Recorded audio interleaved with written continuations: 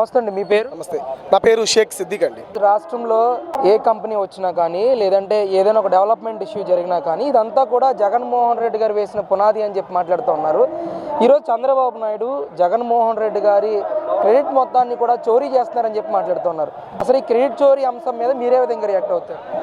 YCP వాళ్ళు ఆ నాయకులు మాట్లాడుతున్నటువంటి మాటలు చూస్తే చాలా హాస్యాస్పదం అనిపిస్తాయి. వాస్తవంగా క్రెడిట్ చోరీ అని చెప్పేసి అంటున్నటువంటి వైసీపీ నాయకులు వాస్తవంగా రాష్ట్రాన్నే చోరీ చేసినటువంటి, ఈ రాష్ట్ర సంపదను చోరీ చేసినటువంటి వ్యక్తులు ఎవరైనా ఉన్నారంటే వైఎస్ఆర్ కాంగ్రెస్ పార్టీకి సంబంధించినటువంటి వ్యక్తులు. ఇవాళ టీసీఎస్ కానీ, కాగ్నిజెంట్ కానీ, సత్వా కానీ, రహేజా కానీ ఇట్లాంటి పెద్ద పెద్ద పరిశ్రమలు, కంపెనీలు ఈరోజు రాష్ట్రానికి కూటమి ప్రభుత్వంలో నారా చంద్రబాబు నాయుడు గారు, లోకేష్ గారి సారథ్యంలో రాష్ట్రానికి వస్తుంటే ఈ కూటమి ప్రభుత్వాన్ని విశ్వసించి కంపెనీలు పెట్టుబడుతున్నటువంటి కంపెనీలు ఈ రాష్ట్రంలో యువతకు ఉద్యోగ అవకాశాలు కల్పిస్తామని చెప్తుంటే వీళ్ళు ఏం చేస్తున్నారు? హైకోర్టులో పిలిచేసి భూములు ఇవ్వకూడదని చెప్పేసి వాటిని అడ్డగిస్తున్నారు. వాటిని అడ్డగిడుతూ ఇప్పుడు మళ్ళీ ఆ కంపెనీలు మేమే తెచ్చామంటాడు. తర్వాత భూములు కేటాయిస్తే రాష్ట్ర ప్రభుత్వము వాటి మీద హైకోర్టులో పిలిచివేసి అడ్డం పడుతున్నాడు. సో ఇక్కడ ఎవరి క్రెడిబిలిటీ ఏంది అనేది ఈ రాష్ట్రంలో ఉన్నటువంటి యువతకు తెలుసు, ప్రజలకు అందరికీ తెలుసు, వాళ్ళకు కూడా తెలుసు మా క్రెడిబిలిటీ ఏంది అనేసి వాళ్ళకు కూడా తెలుసు. ఇంకోటి, భోగాపురం ఎయిర్పోర్ట్కి సంబంధించి ఆ శంకుస్థాపన చేసి భూముల కేటాయింపు చేసి ఇవాళ ట్రయల్ రన్ కూడా పూర్తి చేసినటువంటి నాయకుడు ఎవరైనా ఉన్నారంటే, ప్రభుత్వం ఏదైనా ఉందంటే అది చంద్రబాబు నాయుడు గారు, టీడీపీ కూటమి ప్రభుత్వం మాత్రమే ఇవాళ భోగాపురం ఎయిర్పోర్ట్ని కంప్లీట్ చేసినటువంటి పరిస్థితి. వాళ్ళు ఏమంటారు? భోగాపురానికి సంబంధించినటువంటి భూములు ఇంత అవసరమా అని చెప్పేసి ప్రజలను కావాలని రెచ్చగొట్టి దాన్ని అడ్డుకట్ట వేయాలని చెప్పేసి ప్రయత్నం చేశారు. మళ్ళీ కంప్లీట్ అయిన తర్వాత ఇది మేమే చేసామని చెప్పేసి మళ్ళీ వాళ్ళు ఇదంతా ఏంటంటే సాక్షి మీడియాలో సునకానందం మండలానికి మాత్రమే వాళ్ళు హైప్ క్రియేట్ చేసుకోవడానికి దాంట్లో ఊరికే వేసుకుంటూ ఉంటారు. పొద్దుపోకుండా దాంట్లో టీవీలలో ముందర పెట్టుకొని చూస్తూ ఉంటారు. ఆ సాక్షిలో ఒకటి తప్ప రిమైనింగ్ ఎక్కడా కూడా ఉండదు. వీళ్ళు క్రెడిట్ చోరీ, మొత్తం క్రెడిట్ అంతా మాదే అని చెప్పేసి చోరీ చేస్తున్నారంటున్నారు. వాస్తవంగా చెప్పాలంటే ఈ రాష్ట్రాన్ని చోరీ చేసినటువంటి వ్యక్తులు వైఎస్ఆర్ కాంగ్రెస్ పార్టీ వాళ్ళు. ఈ రాష్ట్రంలో ఉన్నటువంటి సంపదను చోరీ చేసినటువంటి వ్యక్తులు వైఎస్ఆర్ కాంగ్రెస్ పార్టీ వాళ్ళు.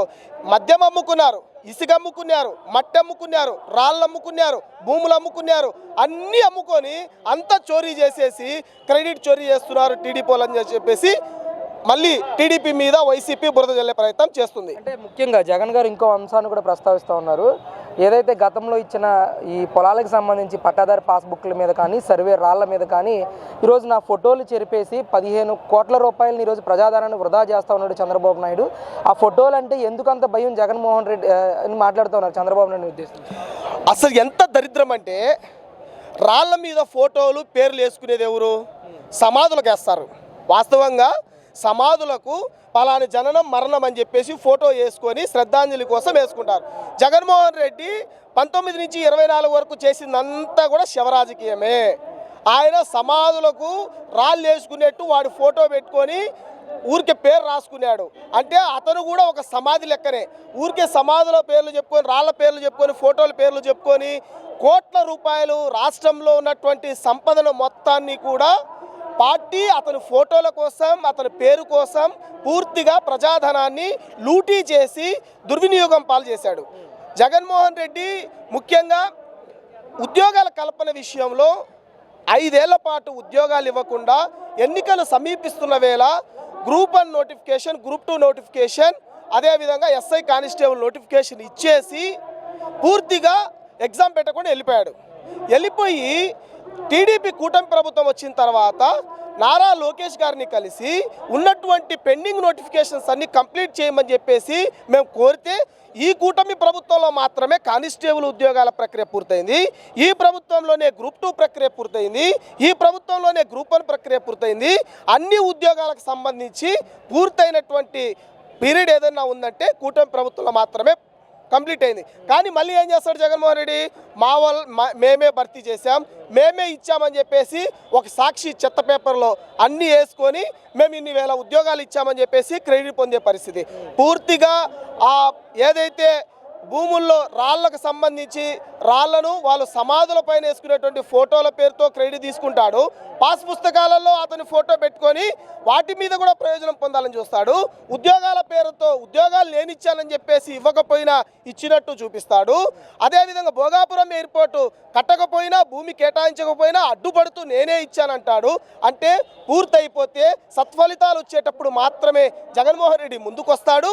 ముందుకొచ్చి ఈ క్రెడిట్ అంతా నాదే అనేటువంటి ధోరణి ఇవాళ వైఎస్ఆర్ కాంగ్రెస్ పార్టీ జగన్మోహన్ రెడ్డికి పిచ్చి బట్టి ఈరోజు రాష్ట్రం మీద ప్రజల మీద మళ్ళీ ఒక విద్వేషమైనటువంటి భావోద్వేగమైనటువంటి ఒక ఫీలింగ్ తీసుకొని వచ్చి గెలవాలనే ప్రయత్నం మళ్ళీ చేయాలని చెప్పి చూస్తున్నాడు. 2027లో కూడా జగన్మోహన్ రెడ్డి గారు పాదయాత్ర చేస్తాను, సంవత్సరాల పాటు నేను ప్రజల్లోనే ఉంటానని చెప్పి మాట్లాడుతున్నారు. మీలాంటి నిరుద్యోగులు ఈ పాదయాత్ర సపోర్ట్ చేస్తారు?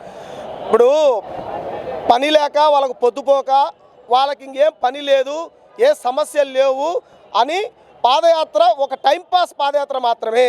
ఎక్కడా కూడా సమస్యలు లేవు. సమస్యలను ప్రభుత్వం దృష్టికి తీసుకొని రావాలనుకుంటే సర్టన్ పీరియడ్ పెట్టుకొని పాదయాత్ర చేయాల్సిన అవసరం లేదు. నువ్వు ఇప్పుడు కూటమి ప్రభుత్వం వచ్చి 18 నెలలు అయింది. ఏడబనుకున్నావు?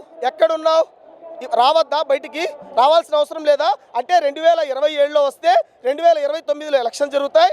ఆ టయానికి మనం ఏదో షో చేయొచ్చు, ఓట్ల కోసం అడగడానికి ఆ పొద్దు పాదయాత్ర చేస్తే సరిపోతుందనేటువంటి ధోరణిలో మాత్రమే జగన్మోహన్ రెడ్డి చూస్తున్నాడు. ఇవాళ రాష్ట్రంలో నువ్వు ఎక్కడున్నావయ్యా? రాష్ట్రంలో ఆంధ్రప్రదేశ్ రాష్ట్రంలో ఉన్నావా? లేవు. ఎక్కడో బెంగళూరులో ఉన్నావు. బెంగళూరులో ఉండే వ్యక్తికి ఈ రాష్ట్రంలో ఉన్నటువంటి సమస్యలు నీకేం తెలుసు? బెంగళూరులో ఉన్నటువంటి వ్యక్తికి నీకు ఇక్కడ ఏం పని? సో కాబట్టి ఈ పాదయాత్రలన్నీ కూడా ఒక బూటకము. ఇదంతా షో రాజకీయం చేస్తున్నాడు జగన్మోహన్ రెడ్డి. టైంపాస్ రాజకీయం చేస్తున్నాడు. ఒకవేళ ప్రశ్నించేవాడైతే కనుక ఇప్పుడు ప్రశ్నించవచ్చు కదా. ఒకవేళ సమస్యలు రాష్ట్రంలో ఉంటే ఇప్పుడు బయటికి రావచ్చు కదా. టైం పెట్టుకొని సర్టెన్ పీరియడ్లో నేను ఆ టయానికి వస్తానంటే రీజన్ ఏంది? ప్రజలందరూ గమనిస్తున్నారు. కేవలం నువ్వు గెలవడం కోసం, ఎన్నికల కోసం, నువ్వు ఈ రాజకీయం కోసం మాత్రమే నువ్వు వస్తున్న పాదయాత్ర. ఇంకోటి, జగన్మోహన్ రెడ్డి అధికారం ఉంటే తప్ప లేకుంటే అతను జీవించలేడు, నిద్ర కూడా పట్టదు. అతనికి అధికారం ఉండాలి, అతను సంపద ఉండాలి, దోచుకోవాలి. కోట్ల రూపాయలు అతని రూమ్లో, అతని బంగ్లాలో మూలుతా ఉంటే అప్పుడు ఆయనకి నిద్ర పడుతుంది. అంతవరకు అతను ఏం చేయడానికైనా సిద్ధము. కాబట్టి ప్రజలు ఎవరు కూడా నమ్మే పరిస్థితి లేదు. పాదయాత్రలు గీదయాత్రలు అన్నీ కూడా అతని టైం ఎక్స్పైర్ అయిపోయింది. సో ఆ పాదయాత్రను ఎవరు కూడా ఎంకరేజ్ చేయరు. మాలాంటి వాళ్ళు, యువకులు, విద్యార్థులు, నిరుద్యోగులు ఎవరు కూడా అతనికి సపోర్ట్గా అయితే లేరు.